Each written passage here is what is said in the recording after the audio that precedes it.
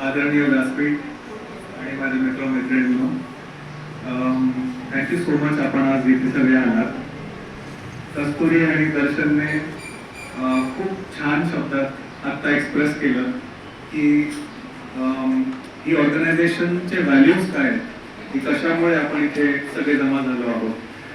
आणि मला पण जस्ट शॉर्टमध्ये तीच भावना एक आपल्यामध्ये एक जागृत करायचा प्रयत्न करायचा आहे की आपण जेव्हा रक्तदान म्हणतो त्यातला जो सेकंड हाफ आहे, जो दान आहे, तर ते जे फिलिंग आहे, एक आता आयची योशिकावा म्हणून एक कवी आहे, जॅपनीज पोएट आहे, आणि त्यांनी लिहिलंय की instead of wanting to be this or that, make yourself into a silent immovable giant like the mount Fuji. So ह्याचा अर्थ काय, म्हणजे how do we make ourselves into a silent immovable giant.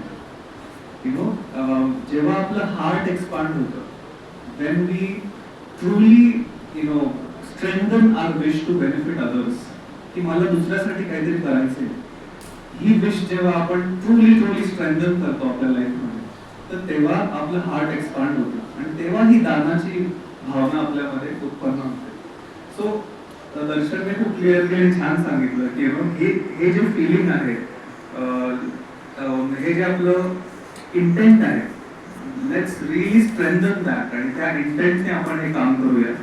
आणि जेव्हा आपण अशा प्रकारे हे रक्तदान करू तेव्हा आपल्या लाईफमध्ये खूप सारं गुड फॉर्च्यून बिल्ड होणार आहे, आपलं लाईफ खूप एक्सपांड होणार आहे. ह्या भावनेने आपण या रक्तदानाला अप्रोच करूया. आणि मला माझ्या या दिवशी आजीची पण खूप आठवण येते, आणि कस्तुरीने खूप छान एक्सप्रेस केलं की she had very clear ideas about life, आणि शेवटपर्यंत शिकण्याचं जी तिची इच्छा होती ती जिवंत होती. टिल हर लास्ट ब्रेथ, म्हणजे तिचे जे फायनल डेज होते तेव्हा सुद्धा विनोबांची जी गीता आहे, गीता प्रवचने, तिच्या बाजूला बसून मी जस्ट तिचे डोळे उघडायचे परत बंद व्हायचे तेव्हा मी वाचायचो, तेव्हा पण लास्ट मोमेंट पर्यंत शी वॉज लर्निंग. तिला ते ऐकायचं होतं, त्याच्यातनं तिला आनंद मिळत होता, त्याच्यातनं तिचं स्पिरिट नरिश होतं. सो मला पण म्हणजे आपल्या सगळ्यांसमोर हे डिटर्मिनेशन आज करायचंय की I also really want to learn and grow till my last breath.